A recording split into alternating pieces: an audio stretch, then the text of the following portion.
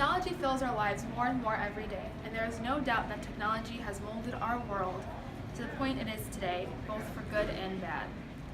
Today we have access to vast sources of information in the palms of our hands. We can travel across the world in less than a day, talk to friends from different parts of the globe, keep us entertained for countless hours, and save the lives of millions through advances in the medical field. Without technology, we surely wouldn't be the same as we are today.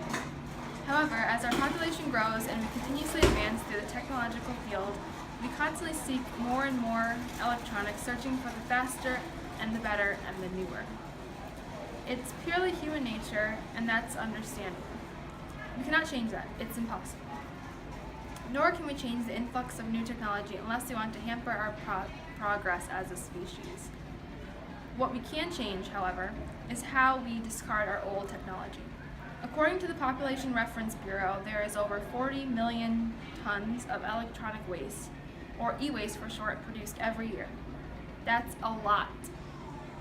Shockingly, they report that a mere 13% of the yearly e-waste is recycled, leaving the other 76% of all e-waste disposed of improperly.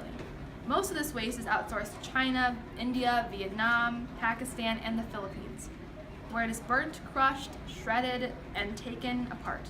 These methods lead to horrible impacts on the environment, nature, and the human body. What most people do not know is that according to DoSomething.org, e-waste makes up 70% of all toxic waste in the world. That's right, while we were so busy worrying about our environmental footprints, we were subconsciously doing much more to negatively impact the environment. It's not just the environment we are hurting, but ourselves. Electronic waste is comprised of parts that, if they are fumed into the air or let into local waters, can gravely impact our health. According to WHO.int, electronic waste is mostly comprised of parts containing cadmium, chromium, brominated flame retardants, and lead. Inhalation or ingestion of these parts can lead to a number of health problems in numerous parts of the body, including, but not limited to, the reproductive system, central nervous system, digestive system, and of course the lungs.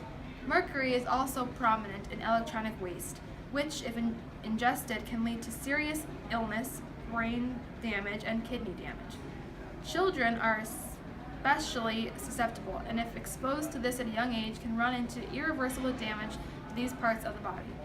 According to WHO.int, many children are exposed simply because their schools are located near dump sites and recycling centers. Many organizations are collaborating their efforts, like the aforementioned WHO, to find less detrimental ways to lower the amount of electronic waste and to safely recycle it properly. The first step any person can take is to reduce, reuse, and recycle. Not throw away anything that works.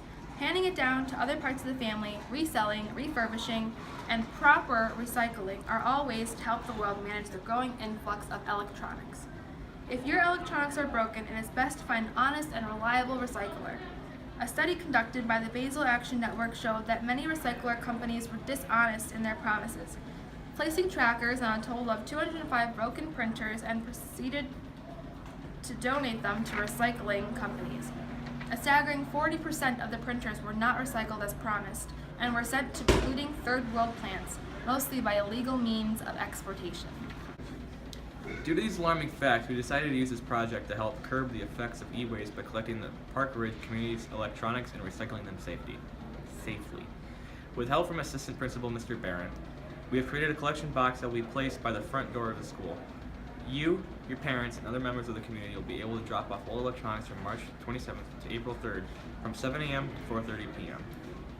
When you dispose of your e-waste in the garbage, it is taken to landfills or transferred to the third world countries, causing all the horrid environmental issues aforementioned. By giving the community an alternative to throwing away electronics, we will be significantly lessening the amount of toxicities that end up in your local landfills. Also, we will be able to educate the community on the effects of e-waste and therefore encourage them to seek out collection boxes after ours is ended. There are many organizations like Basel Action Network and Silicon Valley Toxics Coalition dedicated to recycling e-waste, and just like our project, due to their efforts, nearly 70 million tons of e-waste has been diverted from landfills and incinerators, Plus, e-waste recycling contributes to eliminating nearly 10 major categories of air pollutants. Just by taking the time to recycle some of your e-waste, you'll be able to save your community, country, world, and yourself from the extremely dangerous effects of electronic waste.